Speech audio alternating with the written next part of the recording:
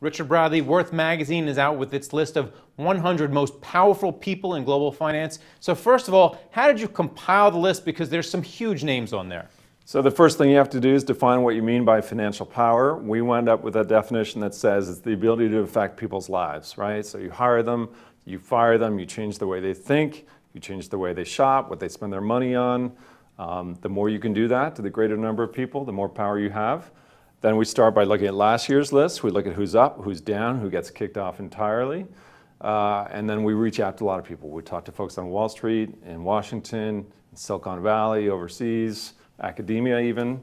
And then we come up with about 300-400 names, and then we whittle it down. It takes a while. All right, well, let's go to the very top of the list, and it's Pope Francis. He recently came down to Wall Street.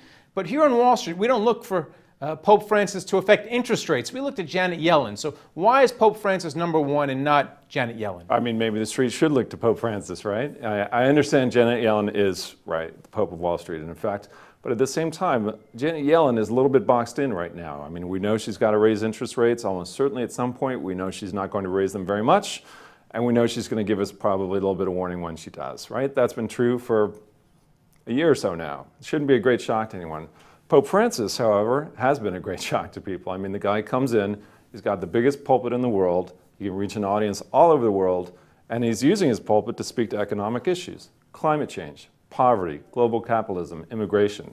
You know, people are listening to this man. You saw it when he came to the United States, at wall-to-wall news coverage, adoring true believers, and not all of them Catholic.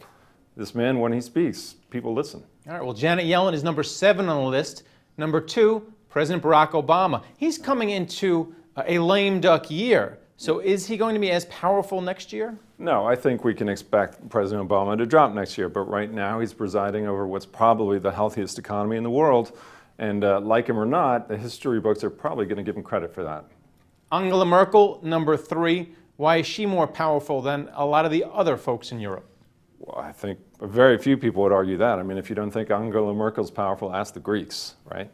She's also the head of the strongest economy in Europe, so you have to give her that as well. Also, we have 2 Chinese citizens on the list.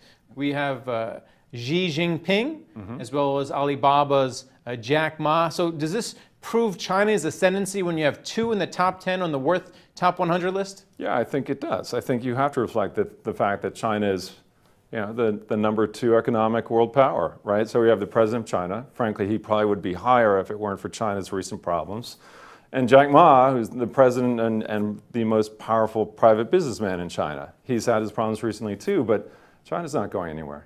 All right, and who was descending on the list? Because we were just talking about, you know, some of the top 5, but who's been moving down throughout the list? Yeah, so for different reasons, Mary Jo White, SEC chair, clearly not the power that some folks thought she was going to be, or at least she's choosing not to use it in that way. And last year's #1 pick, Preet Bharara, has fallen down to #48. He had a terrible year in terms of court decisions that have threatened to undermine all of his insider trading convictions. All right, and then finally, a big omission on the list. I didn't see Donald Trump. Where was the Donald? Donald, we don't think is that financially powerful. I mean, as a businessman, how successful he is much debated. In terms of his effect on financial policy, it's an open question. I just don't see him as belonging there yet. All right, well, thanks a lot for coming on and talking about the list. Great stuff. All right, thank you. And thank you for watching The Street.